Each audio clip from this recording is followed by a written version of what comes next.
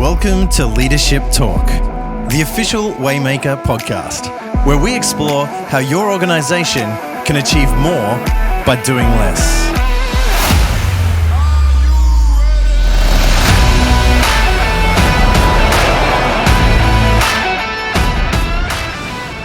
Well, welcome to Leadership Talk, the official Waymaker podcast. I'm your host, Craig Heineman. As always, I'm joined by CEO and founder, Stuart Leo. How are you, Stu? I'm great, Craig. How are you, buddy?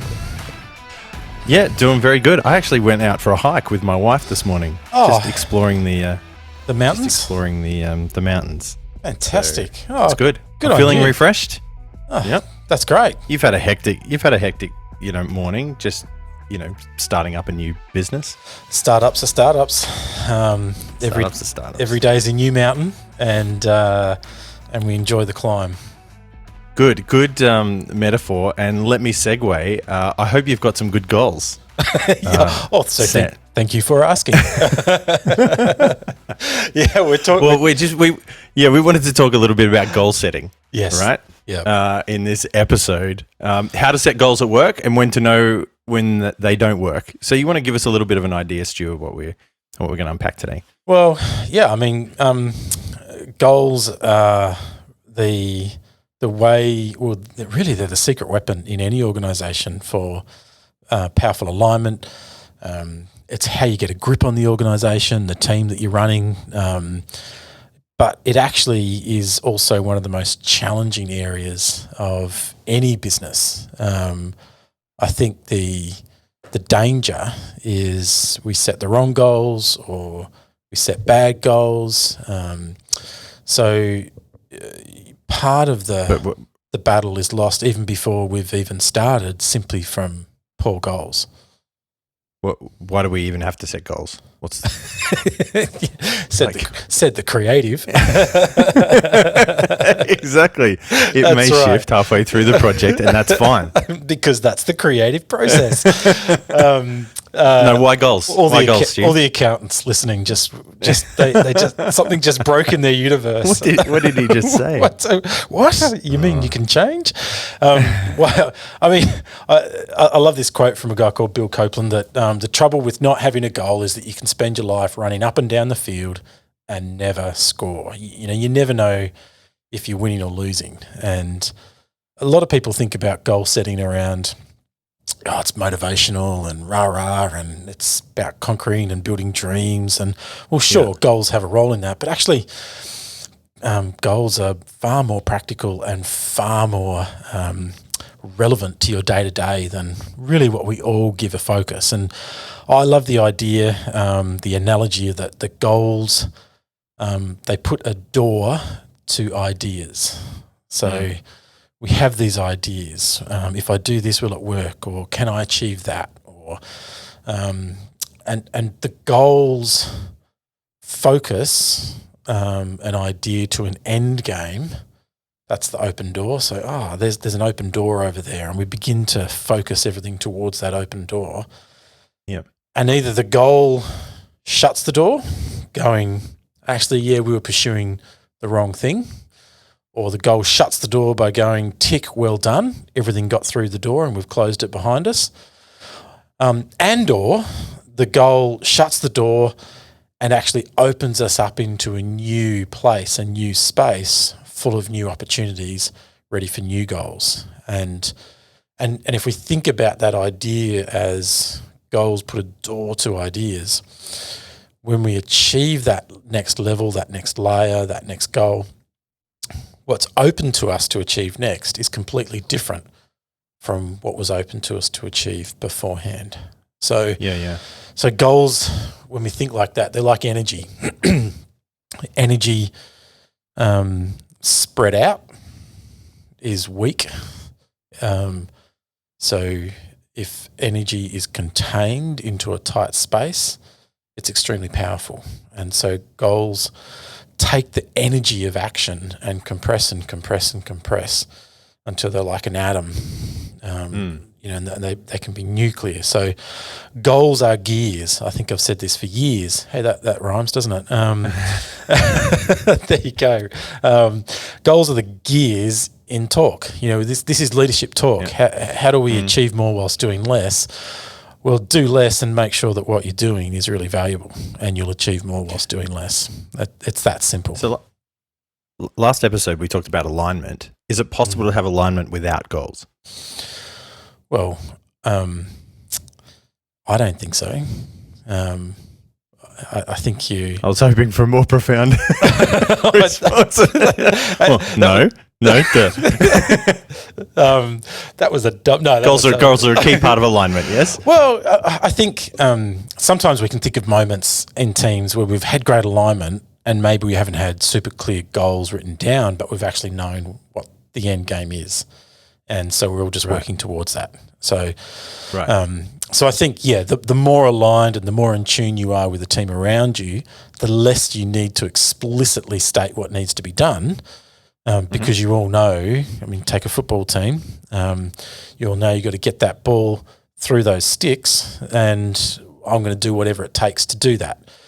But goals are so much more effectively achieved if we play as a team, not as a bunch of people just doing whatever it takes. So goals almost force teamwork.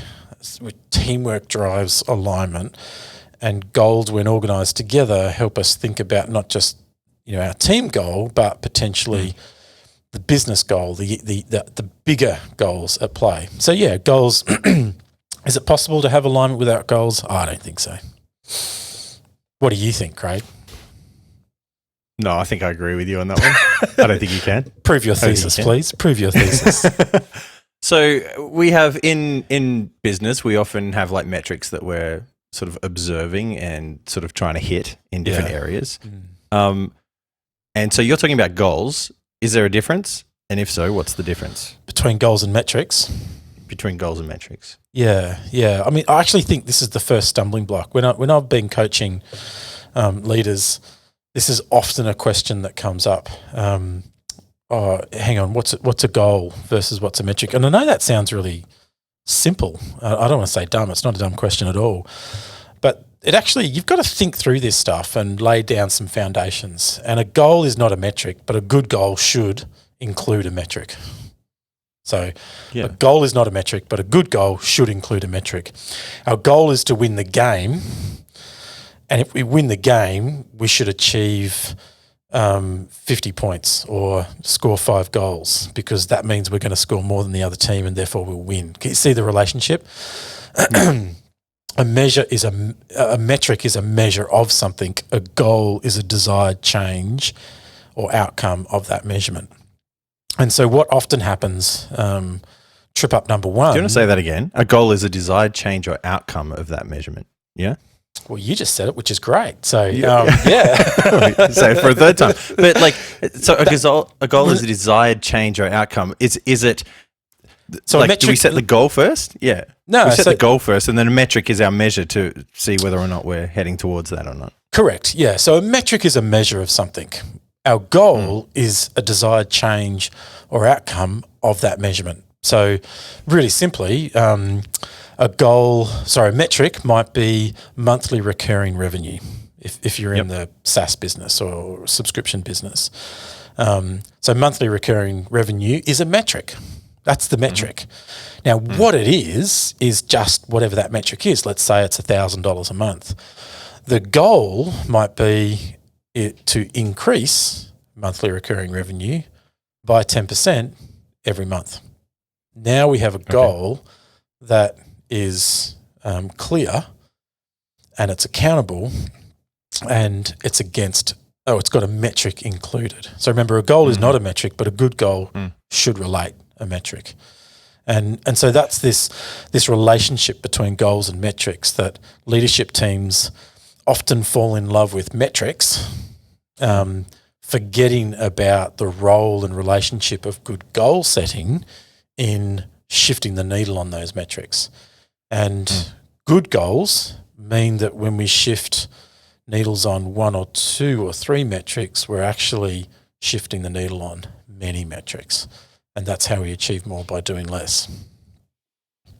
Okay, and I'm just going to give it a little bit more nitpicky for a second. Are you encouraging us to set goals based on metrics, or are we setting goals and then having metrics to measure whether or not the difference between you say, okay, well, increase AR by 10% is a goal around a metric, or another goal might be we want to be the world's most valuable, or the most profitable computer company, or we want to have a computer in every home, right? Yeah, what's the difference? As Bill Gates said, what's the difference?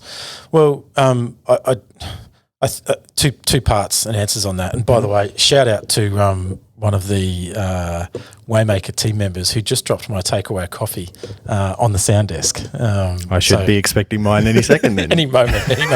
Remember, you get Shiraz in Adelaide. That's true. Yeah. So, I mean, it really depends on the kind of goal we're setting. We might have a metric already in play, so we're getting revenue per month. Therefore, we want to increase it. So we set that goal. The 7 questions, as we excuse me, as we think about our goals, the 7 questions is forcing us to think about the goals in play and the goals we should be having. And by question 7, we're asking that final question of action: which 1, 2, or 3 are going to shift the needle in the next quarter or half, which is prioritizing. And so we may have a metric in play that we need to shift or change. Great, we can set a goal around that. Or we may have a goal that we want to achieve and we haven't yet worked out what the metrics might be that help us measure it. And Sure. And there may not be specific metrics or one metric. There might be a couple of metrics that help us get there. For example, how does Bill Gates ever measure a PC in every house? Well, you can't go and survey every house, but you can conduct some research to go, okay, personal computing is now ubiquitous. It's reached mass penetration. We've achieved that goal. And that's a vision that's actually structured in a way that has a clear goal attached, which is a vision I love. It's a vision that speaks to the heart of what Waymaker is, we should actually unpack some of this in coming episodes and attack each question. But question 1 is, what is our vision? Is it driven by our purpose? And what's holding us back from reaching it? Well, what was Bill Gates' vision? His vision was to put a personal computer in every home in the world. Might have been America at the time, but let's say the world. What's the purpose of Microsoft? To create software for microcomputing, Microsoft. So they were in the business of creating software for what at that time was known as microcomputing, which was effectively personal computing, because it wasn't big IBM machines powering space shuttles. It was this new invention in the early 1980s of computers in the home, which sounds so foreign to most of our listeners. But I do remember going to school and playing on the little old Micro B and Apple IIe, and it was all about microcomputing, and that was Microsoft. I won a packet of Smarties once for being the first person to figure out how to use a mouse on a Macintosh computer. Oh, congratulations. That's amazing. Grade 2. It's a shame. You should have got an iPad for that. So we're totally off track right now. We're off track. But so a good vision actually has in it a clarity of purpose. And if you have a clarity of purpose, you're solving a problem. And if you're solving a problem, then there's a really neat goal that drops out the bottom of that. Really bad visions are things like, I want to see computers everywhere. That's a terrible vision. What do you mean? Hanging off light posts on ceilings? No. What you mean is I want to see a computer in the home of every person in the world. Okay, that's a clear. See the difference? Yep. And so when we're setting goals, we're actually either casting big, medium size, or little vision. We want the change in the world, the change in our little world that we want is this change. The change in the world of revenue is this. And so often organisations talk about KPIs, which are just the set of metrics that are really important. Key performance, the key performance metrics, key performance indicators, and they're the things that matter. So they're the collection of metrics that matter, but they're not tracking the goals they've set around it. They're just tracking the metric, and so the mood of the organisation rises and falls on the status of the metric. And look, if you've lived inside a publicly listed organisation that has a share price, to avoid the corporate corridors when the share price goes down and to be around the corporate. I haven't. So you're speaking from experience. Okay, lucky you. Because everybody thinks they're rock stars when the share price goes up. The next day the share price goes down and everybody hates everybody. Well, what's changed? Nothing's changed. The metric has changed, all because of some emotion in the marketplace. But the goal, you should still be working towards the same goal. And so people that run their life on metrics tend to be get myself into trouble here, tend to be volatile and unpredictable. Mm-hmm. People that run their life on goals that are measured through metrics tend to not get distracted from what's going around them and can absorb reactions to what's going around them by filtering that against the goal and the metric and the actions that have been undertaken. And if we as business leaders and organisational leaders begin to grasp that moment of assessing goals and progress towards goals, then we bring in leadership into the discussion around metrics.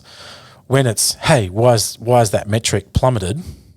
It's a different conversation to, we've got a goal to see this change. How are you moving towards that? What's going on? What help do you need? They're two different conversations, and the person receiving that and involved in that metric or that goal conversation have a completely different mindset based on that. Does that make sense?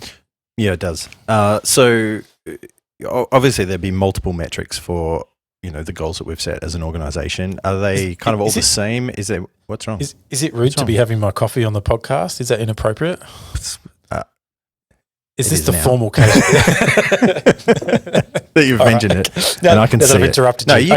you go for it. You have a drink every time I ask a long-winded question. Right, but thank you. basically, Stu, are all metrics equal? No. No. Ask me another question. No, all metrics are not equal. So I think we should hit this nail. So, the big idea of this podcast was all about how to set goals and know how to set goals that work and know when they don't. So that's completely different to how to track metrics. Tracking metrics is really simple. Have a dashboard with a source of truth and let it update automatically. Yes. But that's effectively useless if you don't have a goal wrapped around it. So how to set goals that work and know when they don't is all about understanding the types of metrics that are involved around your goals. And so all metrics are not created equal. There's two buckets of metrics or indicators. One bucket, let's call that a lagging indicator, and one bucket, let's call that a leading indicator. And so a lagging indicator, as the name suggests, they're often the easiest to report on. They're most commonly used because they're what's happened in the past. So a lagging indicator, revenue, total number of sales, revenue. Correct. Yeah. So last month's clients, sales, blah, blah, this blah, month's et sales, cetera, et cetera. Yes. Exactly. Yep. It's happened in the past, so it's lagging. It's an indicator, but not a great indicator of the future, because all it is an indicator of what happened in the past. A leading indicator is a measure on activities that help drive a performance outcome. So, are these a little less tangible? No, not at all. No, they're full on legit, hard nosed, like metrics. They're metrics. Great. So please explain. All right. So a good leading indicator could be something like a response time in a customer service environment. So the number, so it could be hours a case or a ticket is open at a customer service desk. that's a good leading indicator. It's a leading indicator of potential service recovery or quality of customer service. It's also a leading indicator of complexity of problems and issues that customers are coming back with. Because if suddenly your time to resolve goes from, say, 12 minutes to 24 hours, then something's gone wrong and it's requiring too many hands and people and feet to fix an issue. Making sense? Yep. Another leading indicator could be if we're talking, say, a sales team, outward bound phone calls to qualified leads. Okay. So that's a good leading indicator of a potential performance outcome. So another good leading indicator could be renewals. So renewals on monthly subscriptions, or it could be monthly or weekly active users. Actually, no, that's not a good example. They're lagging indicators. No, they're lagging indicators. Yeah. So there you go. So you've got to think about each one. What about employee satisfaction or customer satisfaction? Would that be leading or lagging? Well, when did it happen? Yeah. So or is happening. It's kind of more real time, isn't it? It's So they're interesting metrics, those, because customer satisfaction is actually a measure of satisfaction in that moment. So I would say that's a lagging indicator. Yep. But then if we took a metric like Net Promoter Score, which is a measure of advocacy, although we take that as in the past, it's a measure of an action in the future. So it's actually a leading metric, a leading performance metric, and would give us an indication that, okay, look, satisfaction was down, but advocacy's up. Unusual, but hey. Is it likely that person will buy again? Well, actually, if advocacy's up, it's likely they will, or they'll refer a friend to. So I think that's a good example where we have measurements of things in the past, but what are they? Are they leading or lagging? And so there's two buckets of metrics, leading or lagging, and that's important because you don't want to set your goals up on just lagging indicators. That would be a problem. And you would say that traditionally that's what a lot of organizations do, set a whole bunch of metrics around lagging? I think the first mistake that's made is they just set a whole bunch of metrics. Now, in fact, probably the first mistake is not setting any metrics at all. Right. So, got bigger problems than that if we don't have the metrics in play. When we do set metrics, they're just metrics. They actually don't have goals wrapped around them. So we're just kind of watching our business happen around us. We're not actually actively driving them. And then thirdly, we might have set some goals, so now we're trying to affect change in them, but they're all lagging indicators, and we might be feeling like we're treading wheels. And so we've got to think about both the lagging and the leading, and are we driving performance outcomes? Making sense? Yep, totally.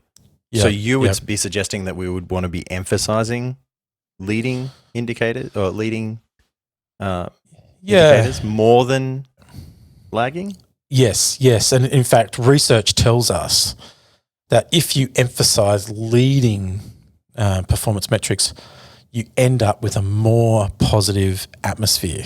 And because what happens if you emphasize number of phone calls or number of let's say number of phone calls to qualified leads, what you're emphasizing is proactive action. And what often drops out of proactive action are results greater than what we might think we can achieve. Whereas if we set the performance metric of 5 sales per month, that's a lagging indicator, then the salesperson can often fall into a mindset or behaviour, well, I've got 3, I've got those in the first 10 days, no worries, I'm going to get 2 in the next 20. So what happens? I stop making phone calls, I stop following up. And what happens? Well, man, suddenly getting 2's got really hard. Whereas if we turn that on its head and go, no, here's the proactive leading indicator, I'm actually not that concerned about sales. I am, but I'm more concerned about the activity that leads to an outcome of potential high performance in sales. And if I focus in on that, then let's just see where we land. Does that make sense? Yeah. Although, having said that, we're throwing around words like leading, lagging, metrics, KPIs, goals, etc. It can get a bit complex. It certainly can. It's already probably getting a bit complex. Yeah, it's complex. Right? That'll do for me for now. I'm trying to process it. No, Stu, can you simplify it for us? Yeah, and every organisation should adopt a goal-setting methodology in order to affect change in the small number of metrics that measure success. I'm going to say that again because if you do nothing after listening to this podcast, just do this. Every organisation should establish a goal setting and delivering methodology that affects change in the metrics that measure success. So we have a culture, a way of setting goals that create change in the metrics that determine success. How do we do that? Well, I'm so glad you asked. Sign up to Waymaker because we've adopted a goal setting methodology that is world class. It's used predominantly for the last 10, 15 years in the technology industry and is now blossoming out into a broader community. And that's the methodology of objective and key results. And we'll cover off this more maybe, and because there's loads of content on this, but objectives and key results is powerful and simple. It's birthed out of the management philosophy of management by objective, which is classic Peter Drucker management theory. I mean, I must have quoted Peter Drucker on every other podcast we've ever had. A lot. I should stop. No, he's the being grandfather a creative. There's another guy called Mort Drucker who's a famous artist. Okay, let's talk about Mort. Fantastic. Mad Magazine. Brilliant. But I'm sure Peter is a lot smarter. Was he the guy behind Mad Magazine? Yeah, Mad Magazine. He was one of the main artists on Mad Magazine. Okay, I grew up. Not the only, but Mort Drucker, shout out. Okay, all right, Mort, if you're listening, we love you Derail. too. Derail. Back to OKRs. Mr. and Mrs. Drucker had some really good kids. Yes. I'm not suggesting they're related. So he birthed the movement and the science of management by objective. Yep. OKRs have been made famous. Skip forward a little bit by a guy called John Doerr, who wrote a book, What Matters Most. Love the book, love the philosophy. Go and watch his TED Talk. In between those two kind of points, there's a guy called Andy Grove, who was the CEO of Intel, who picked up Peter Drucker's philosophy of management by objective and created OKRs. The objective is the what do we want to achieve? The key result, the how. And so what do we want to achieve? How are we going to get there? And what tells us if we're on the journey to getting there? So that's the key result. And so when we ask and answer the 7 questions in Waymaker, you're identifying initiatives, and those initiatives are actually objectives. And so they drop onto the roadmap as objectives. And when you ask that last question of what matters most in terms of what will shift the needle, what 1, 2 or 3 will shift the needle, you're committing and prioritizing, then committing. And then we set 1, 2 or 3 objectives that matter most, and then the organisation sets, or the people within the organisation are setting their objectives and key results around that. So that as an organisation, our strategic roadmap, our plan is built on objectives and key results. So if we have a vision, and we'll probably do this in the vision session, we'll write that vision as a vision, but it'll have a set of key results around it that say, well, this is what life, if we're achieving this, these are some of the things that are happening that tell us we're achieving it. Does that make sense? And so we've tweaked that idea of objective and key results and said, if you're doing anything, there's an objective sitting underneath it. And so vision, market, strategy, business model, customer experience, employee experience are built on our objectives and our key results. And that's the goal-setting methodology. That's awesome. Can you just give us a quick example of like a good OKR? Yeah, great. It's probably what I said before as a goal. Our objective is to increase annual recurring revenue by 30%. That's the objective. So it's clear, it's accountable, it's hopefully it's a little bit inspirational and a bit of a stretch. We could talk for 2 hours on the science of OKRs, but we don't need to. Let's keep it simple.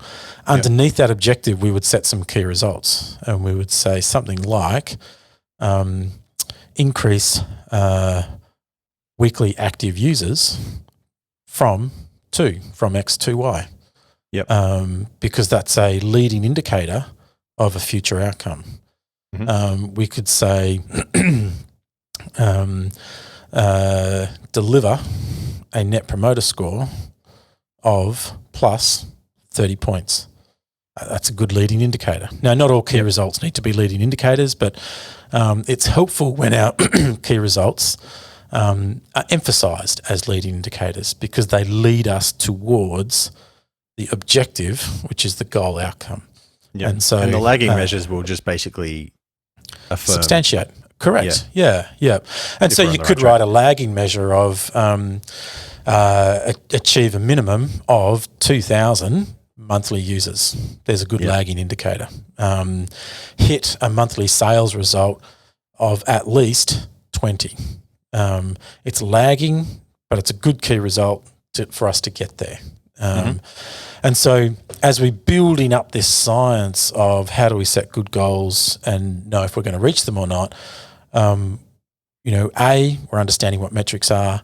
B, we're understanding which metrics matter towards our success.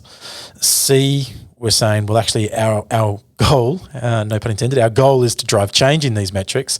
So we need to know how to set good goals and manage goals. And actually what we're managing is not the metric, because the metric's what's happened. What we're managing is the goal, and who we're leading are the people who are driving the goals and wanting to achieve the goals. Massive difference there. Yeah, great. Remember, we manage by objective, not by numbers. That's a huge difference. I hate sitting in boardrooms where people are managing by numbers and it's the metric that holds the power and suddenly you're not the goal. Okay, let's talk about the goal. What's working, what's not. So on point D, when we set good goals and we have a methodology as an organisation, we can set good goals that affect change in the metrics that matter, and we can identify the key results that lead us towards those goals. And that's why in Waymaker we have both an objective and key result progress.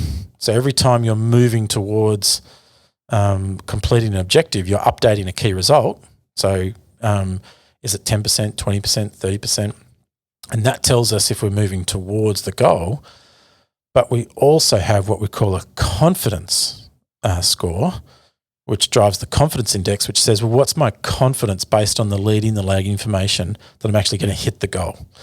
Because I can be 70% of the way through a goal and my confidence can fall from 90% to 10%. And we as leaders need to know that if it's 70% progress, confidence is moving up or down. Does that make sense? Yeah, and that's probably time to bump the goal up as well, right? It could be. It could be, oh gosh, we're at 70% and confidence has plummeted. Okay, we're almost there, but now there's a huge problem. Let's talk about that. Roadblock. Stop, solve roadblock together. Or progress is amazing, confidence is high. Great. Awesome. Bring it home. Come on, champs. Let's go. So how to set goals that work and know when they don't is the secret sauce to alignment and high performance. And it is a little bit complex, but it doesn't have to be overly difficult. And hopefully out of this podcast, you've understood the foundations of 1, metrics, 2, lagging and leading metrics, 3, goal setting, 4, goal-setting methodology and OKRs, and 5, that, remember, we're about leading people to deliver goals, not beating people over the head with metrics.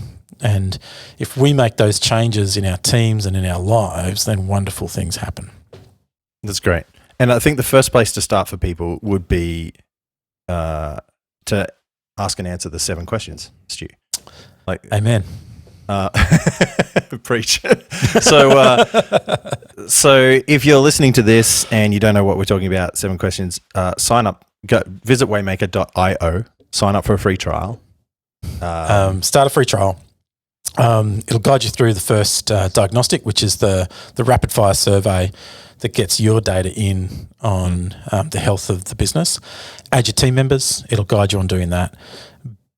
Within half an hour or so, you can have a brutally simple but powerful picture of the health, maturity and clarity of your organisation, and you'll know the areas that need to improve. From that, you can set some really clear goals. And we're always here. Ask us questions. Reach out either in the app or via our socials, and we'd just love to help you see you win.